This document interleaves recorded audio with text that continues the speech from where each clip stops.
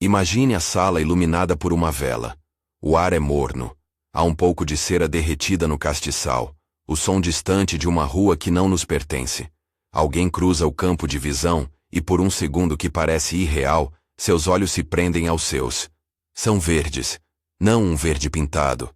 Não um tom que cabe em uma paleta. É uma profundidade que lembra folhas molhadas à sombra, uma disponibilidade para a surpresa. Você sente que conhece uma história só por olhar. E ao mesmo tempo percebe que há algo inexplicável ali. Um segredo simples e obstinado que a ciência ainda hesita em traduzir completamente. A imagem desse encontro curto resume o paradoxo. Tão cotidiano quanto um rosto na multidão. E ao mesmo tempo, raríssimo. Estimativas conservadoras apontam que algo em torno de 2% da população mundial tem olhos verdes. 2 entre 100. Pode parecer pouco, e é pouco. Mas não é apenas uma curiosidade estatística. Essa raridade carregou ao longo dos séculos significados, mitos, preconceitos e encantamentos, e hoje desafia os laboratórios e as telas de sequenciamento que mapeiam o genoma humano. O que quero fazer com você, nesta conversa prolongada, é atravessar camadas. Começaremos pela visão microscópica, pelo que acontece na íris quando a luz a atravessa.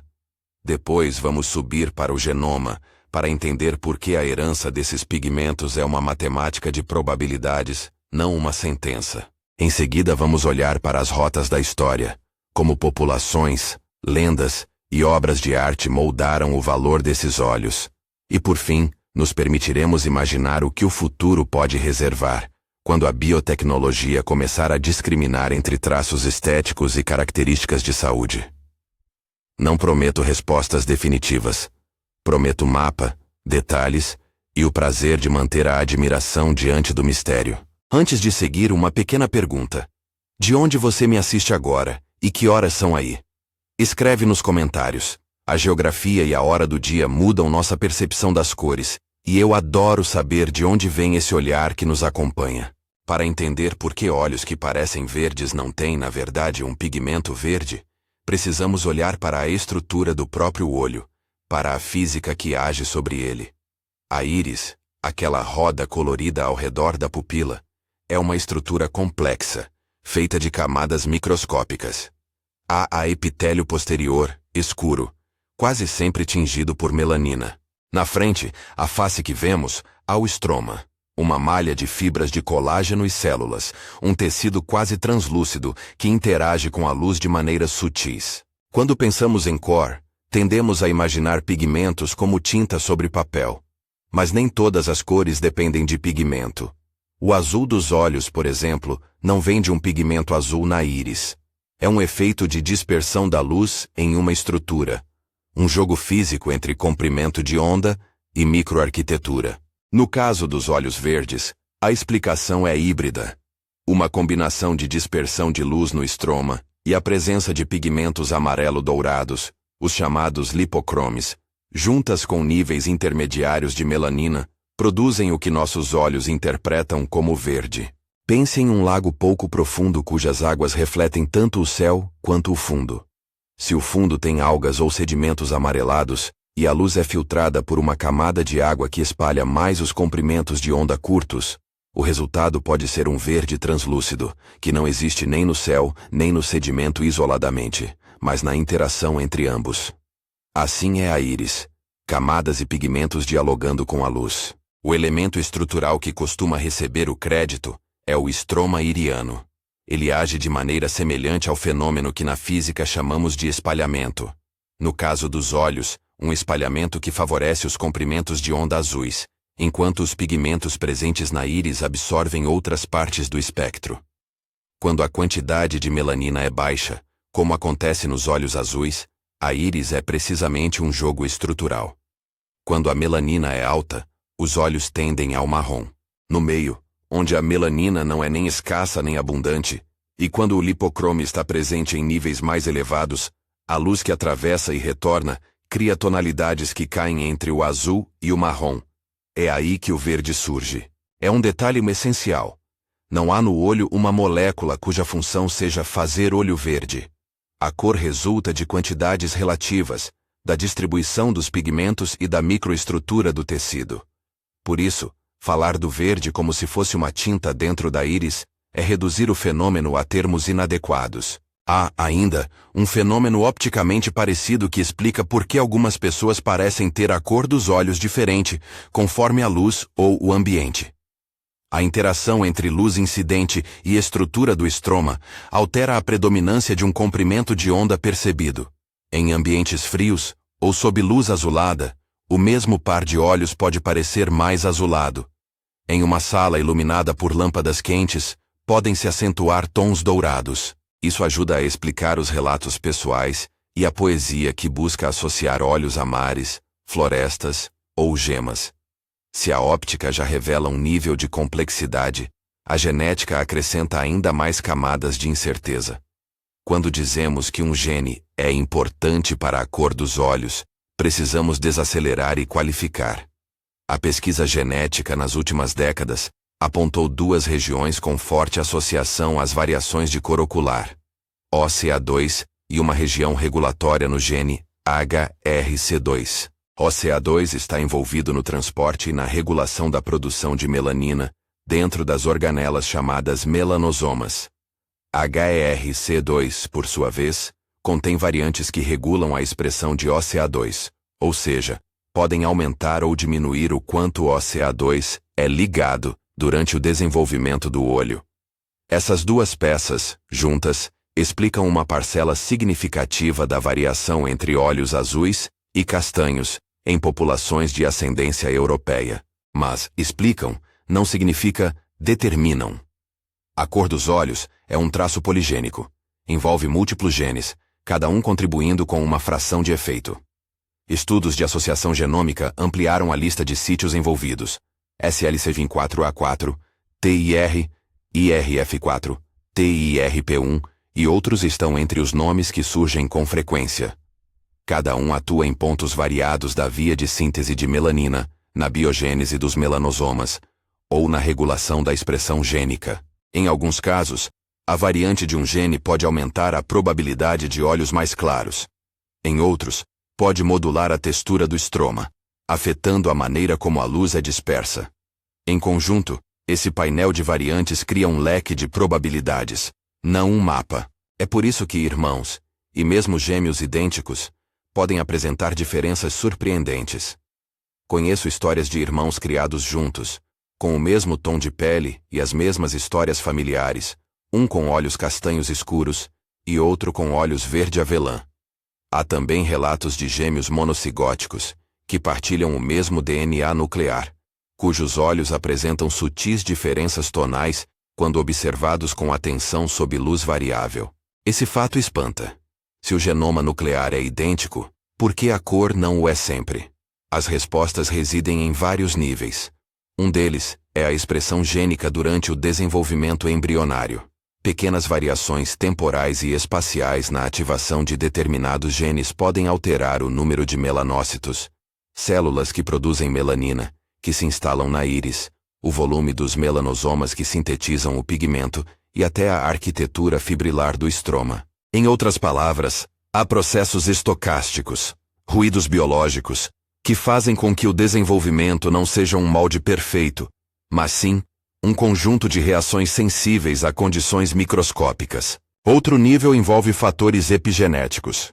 Marcas químicas que regulam a expressão de genes sem alterar a sequência do DNA podem variar entre gêmeos por razões ambientais in útero, por alimentação materna, por exposição a hormônios e por eventos tão simples quanto a ordem em que as células migram para seu destino. E há ainda a contribuição do genoma mitocondrial, pequenas diferenças na maquinaria energética das células, que podem interferir em processos biosintéticos, ou fatores maternos, como a disponibilidade de certos nutrientes durante a formação do feto, que podem modular vias metabólicas e influenciar a síntese de pigmentos. Tudo isso significa que a cor dos olhos é fruto de um diálogo contínuo entre genes, fisiologia embrionária e acaso. Nada aqui é simples.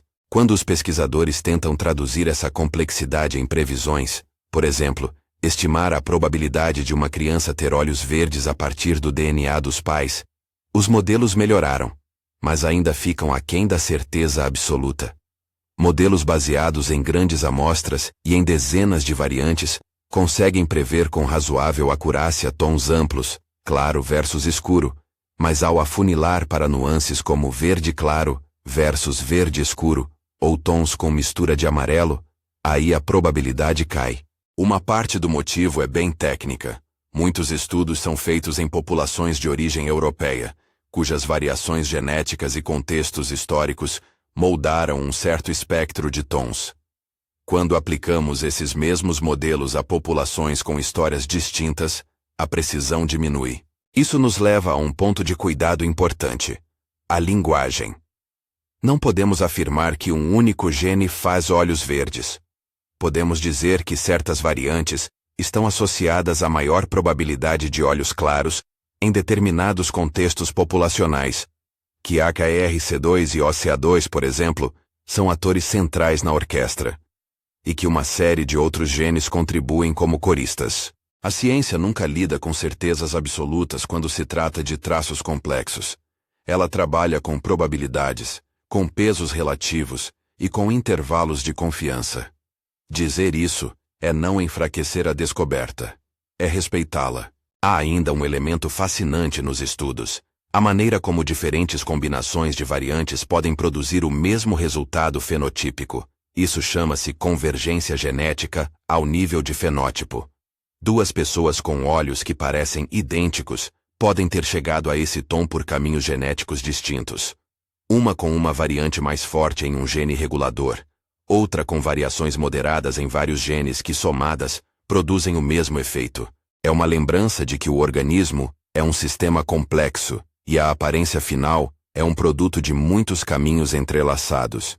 Diante dessa complexidade, a pesquisa atual recorre a abordagens integradas.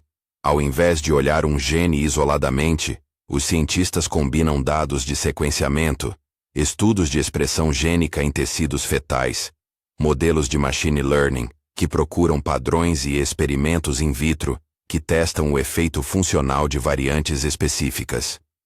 Ainda assim, lacunas persistem. Parte delas decorre da própria variabilidade humana.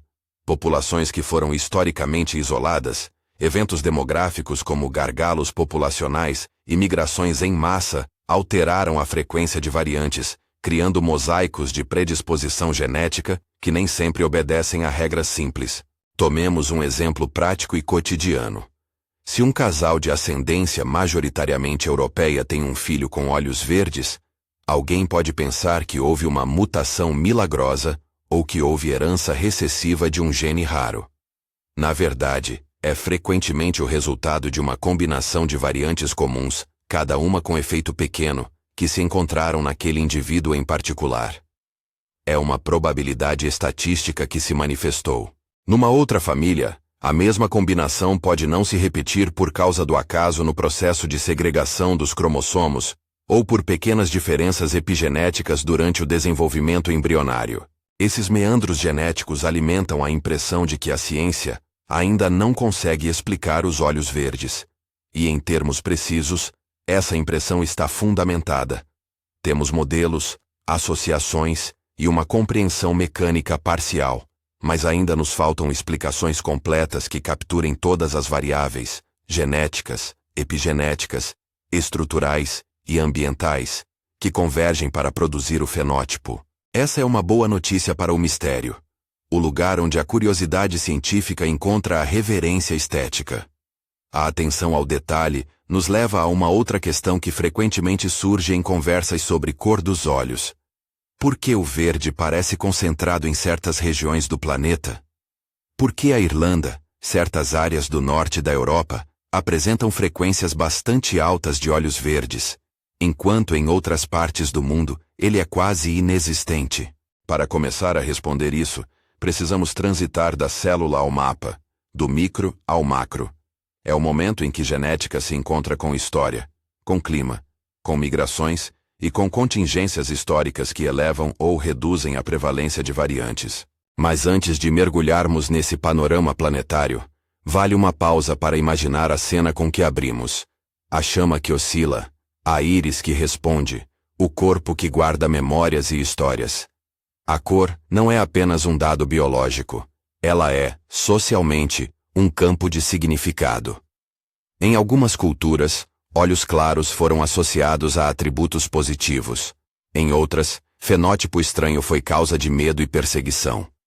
Na Idade Média, por exemplo, olhares que escapavam ao padrão passaram a ser lidos à luz do sobrenatural.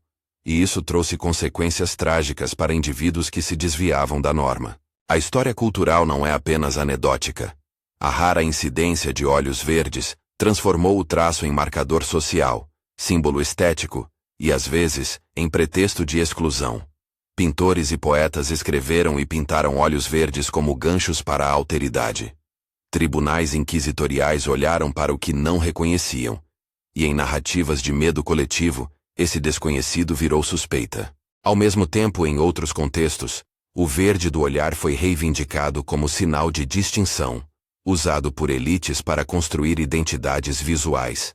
Essa ambivalência, beleza que fascina e diferença que ameaça, acompanha o traço ao longo dos séculos. Tudo isso será parte do que virá a seguir.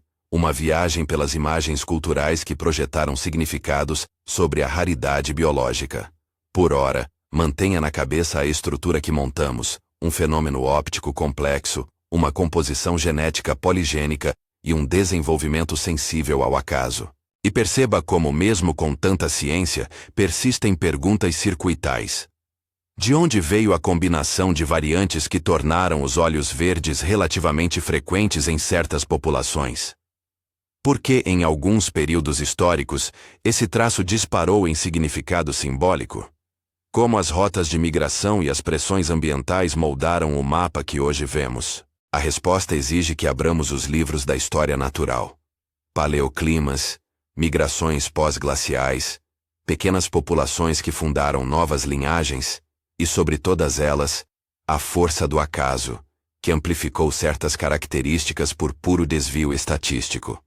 Existe também a hipótese da seleção sexual, a ideia de que traços percebidos como raros e atraentes podem ter sido reforçados porque influenciavam escolhas matrimoniais. Em paralelo, pressões ambientais indiretas como a necessidade de balancear pigmentação da pele para regular a síntese de vitamina D em latitudes com menos luz solar, podem ter tido efeitos correlatos sobre traços pigmentares, inclusive os olhos. Antes de irmos fundo nessas teorias, convém lembrar que a arqueogenética começou a nos dar pistas concretas.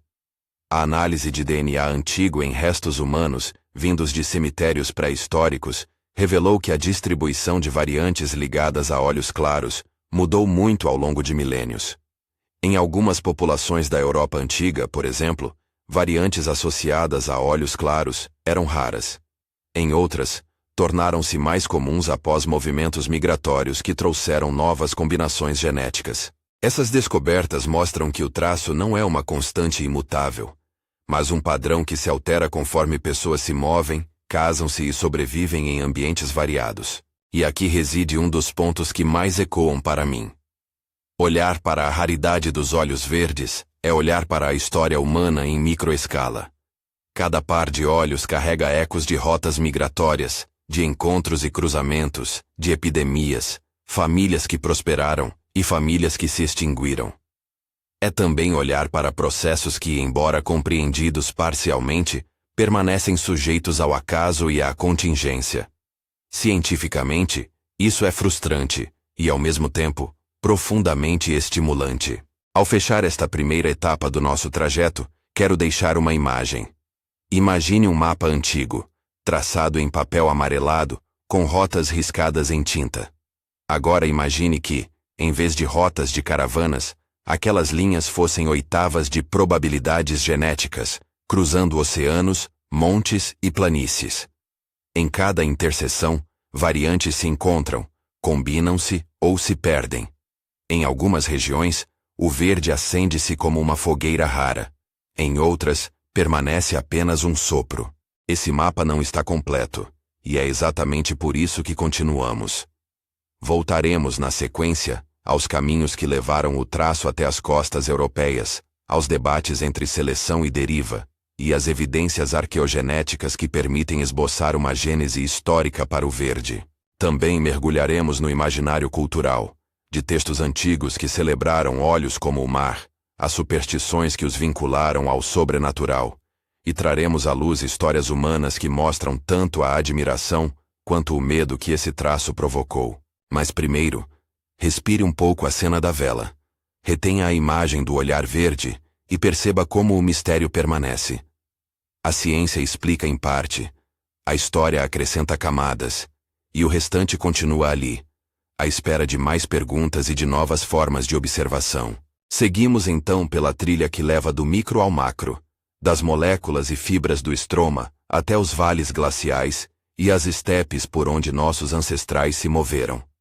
Para entender por que os olhos verdes são mais comuns em algumas partes do planeta do que em outras, precisamos imaginar demografia humana como um tecido costurado ao longo do tempo, pontos que se apertam e se afrouxam, linhas que se cruzam e, em alguns trechos, nós que deixam marcas duradouras. Em termos práticos, há 3 forças que costumam ser invocadas pelos pesquisadores para explicar o padrão geográfico: deriva genética e founder effects, seleção sexual, e pressões ambientais indiretas que atuam sobre pigmentação associada à síntese de vitamina D. Nenhuma delas, isoladamente, resolve o enigma.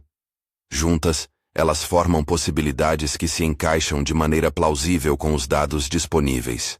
Imagine, por exemplo, uma pequena comunidade humana que se estabelece numa península ou numa ilha após a última glaciação.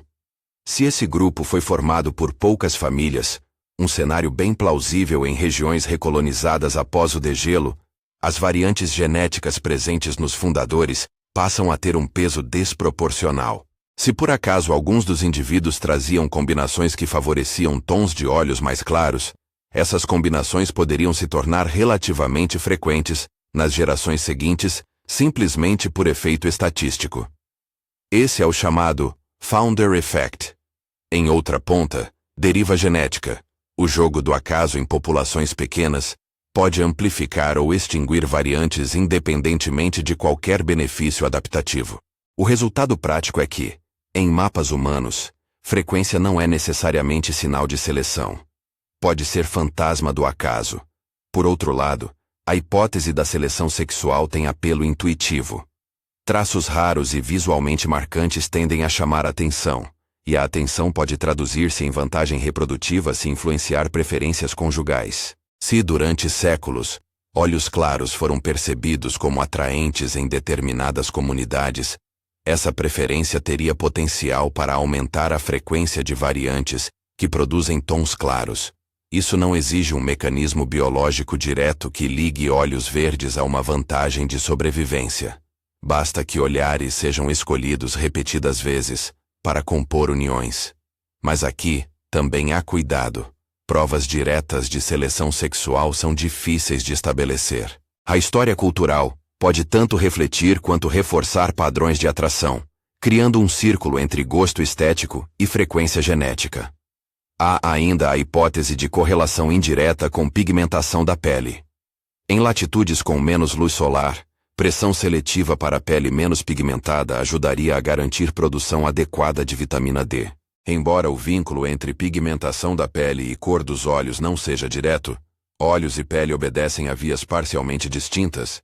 Certas variantes que influenciam a produção de melanina, por vezes aparecem em conjunto, devido a eventos demográficos e mistura populacional. Assim, enquanto a seleção para a pele mais clara não causa olhos verdes, ela pode ter mudado o fundo genético sobre o qual variantes específicas para a cor ocular operaram, favorecendo a projeção de tons mais claros em populações de determinadas regiões. As evidências arqueogenéticas reforçam a ideia de mudança ao longo do tempo. Análises de DNA antigo mostram que, em diferentes épocas, a prevalência de variantes associadas a olhos claros aumentou ou diminuiu em certas regiões europeias.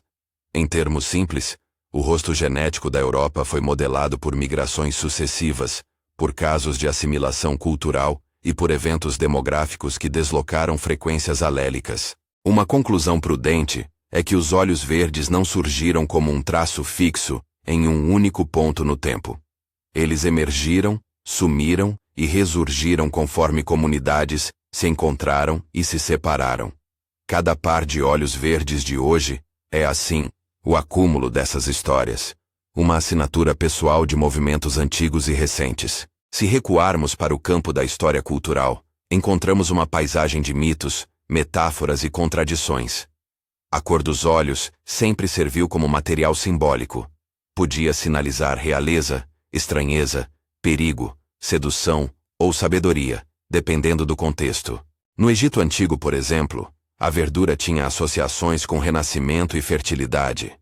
A pedra malaquita e suas tonalidades eram usadas tanto em amuletos quanto em cosméticos, e olhos descritos em tons claros eram às vezes colocados no campo simbólico de deuses e entidades que atravessavam o limiar entre vida e morte. É importante dizer que relatos literários e artísticos nem sempre equivalem à prova física. As imagens podem carregar convenções estéticas, e a reverência por traços incomuns muitas vezes alimentou exageros iconográficos. Ainda assim, o lugar do olhar diferente nas imaginações humanas é real e persistente. Na Grécia e em Roma, a cor dos olhos entra em descrições literárias com uma palavra curiosa, que carrega ambiguidade: glaukos. Essa palavra podia evocar olhos claros, cinzentos, esverdeados, e era aplicada tanto a heróis quanto a estrangeiros que transmitiam outra distância cultural. Alexandre Magno, cuja aura lendária se estende além de qualquer evidência objetiva, recebeu no imaginário versões de seu olhar que o tornaram símbolo de fascínio, conquanto intimidante. Cleópatra, por sua vez, é quase sempre evocada no discurso popular, com um olhar que cortava, seduzia e comandava. Essa imagem faz mais parte da construção poética e política do que de descrições empíricas seguras. Vale sempre sublinhar: personagens históricos se tornam ícones, e ícones atraem narrativas que os reformulam. A cor dos olhos entra nesses contos como sinal, não como documento. Avançando para a Idade Média, encontramos um desdobramento mais sombrio. Em sociedades marcadas por instabilidade, medo e forte autoridade religiosa, qualquer traço de diferença poderia ser interpretado como sinal de o outro mundo.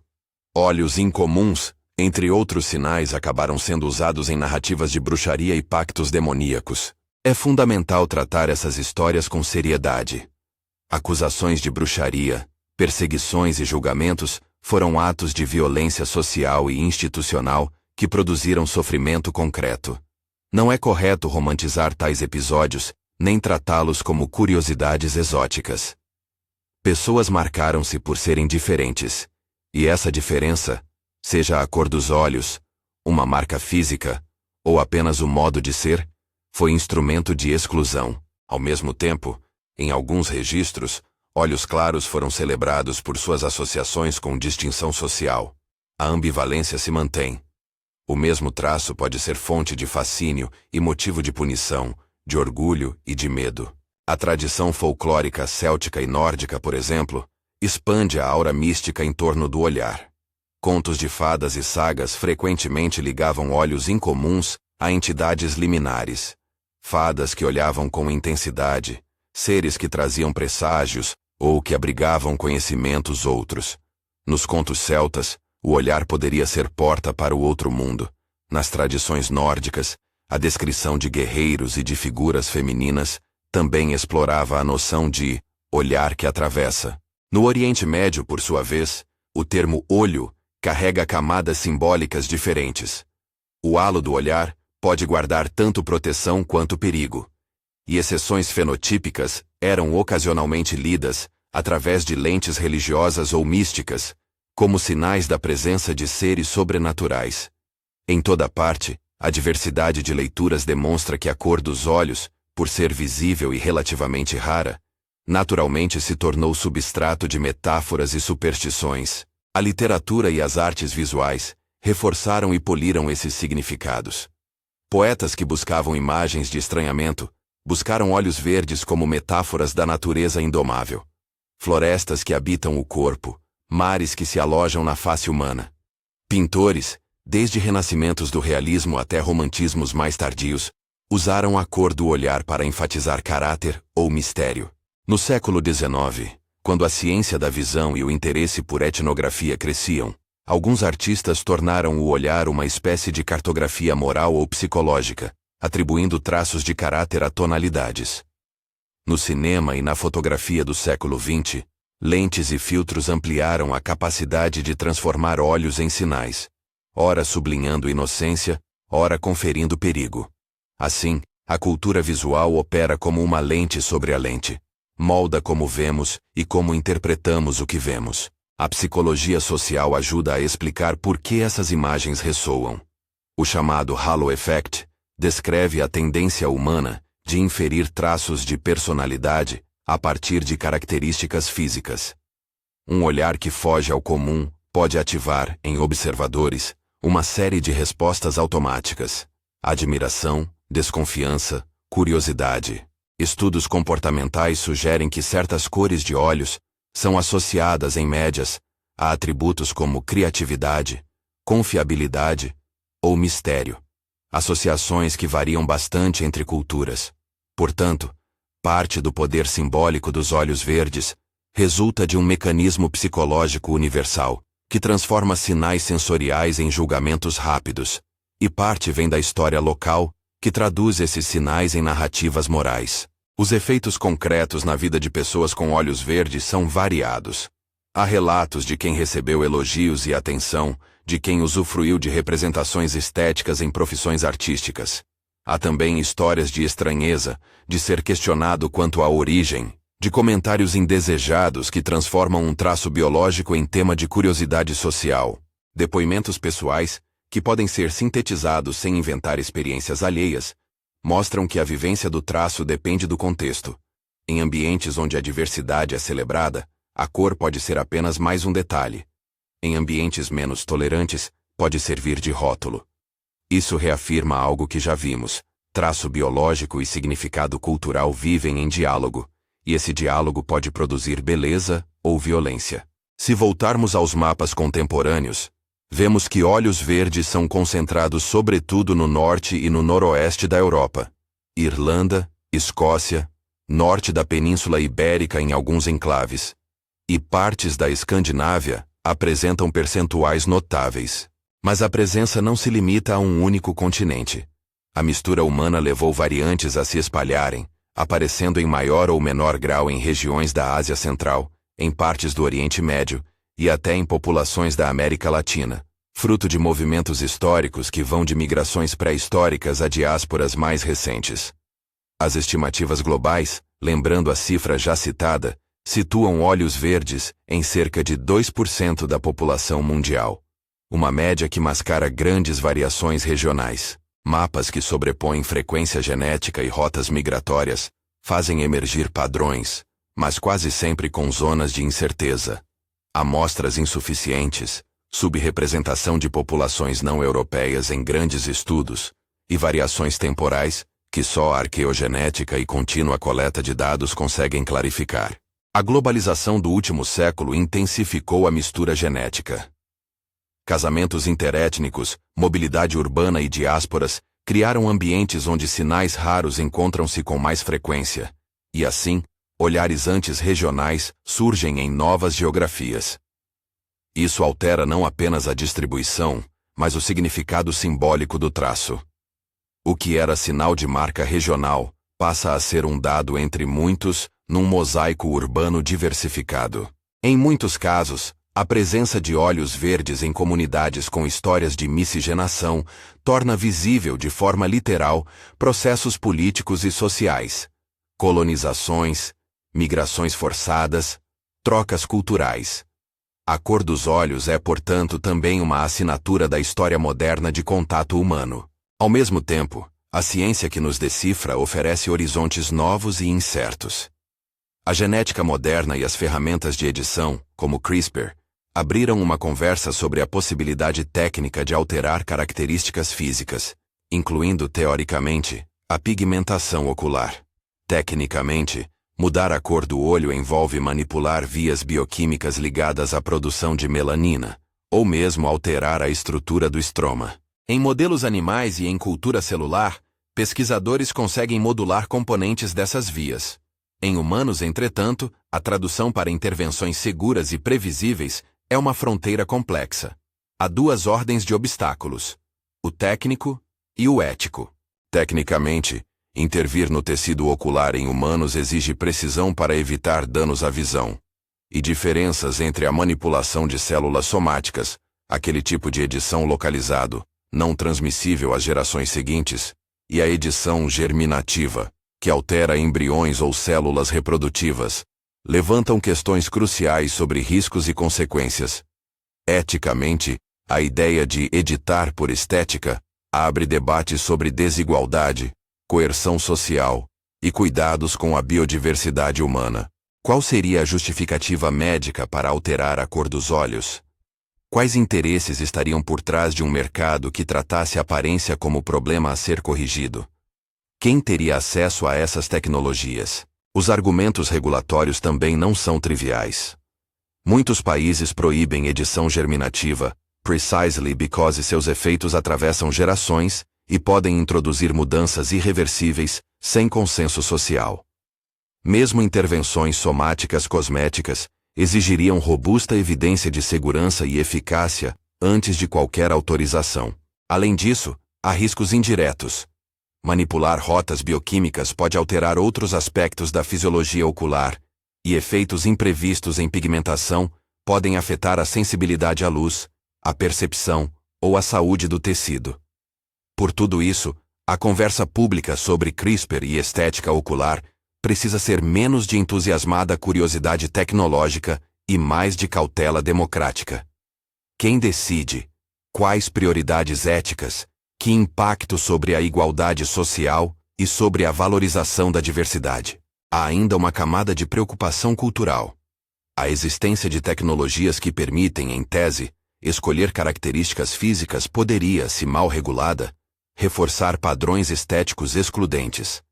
A história mostra como preferências estéticas podem tornar-se instrumentos de poder.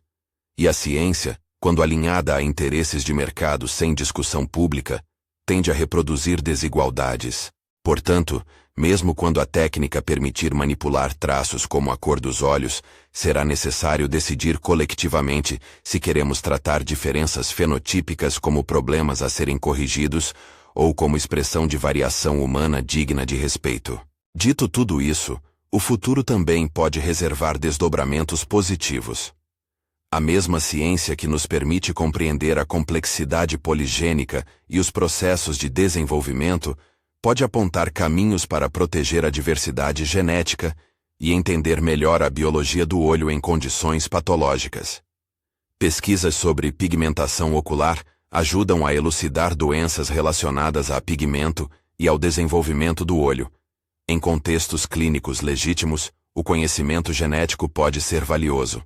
A atenção está em separar usos terapêuticos de usos cosméticos, e em construir políticas que preservem a dignidade e a diversidade humana.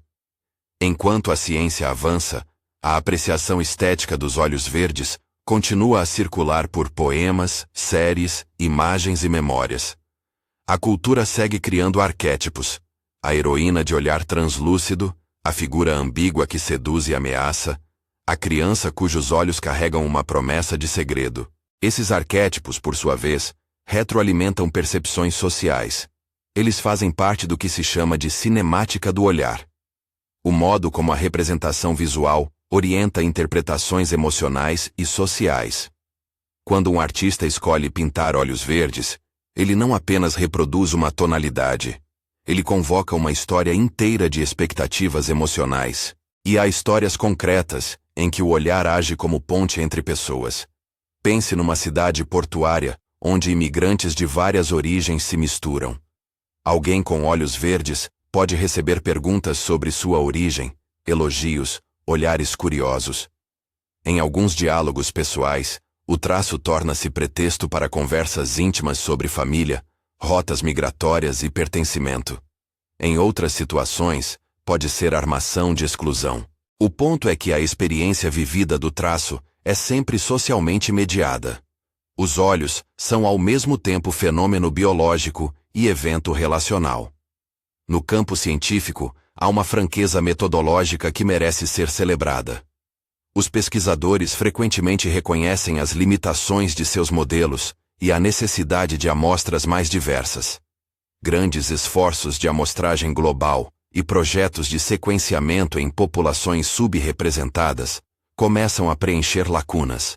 Metodologias que combinam dados genéticos com imagens de alta resolução do olho, com estudos de expressão gênica em tecidos fetais e com modelagens de desenvolvimento, prometem reduzir incertezas.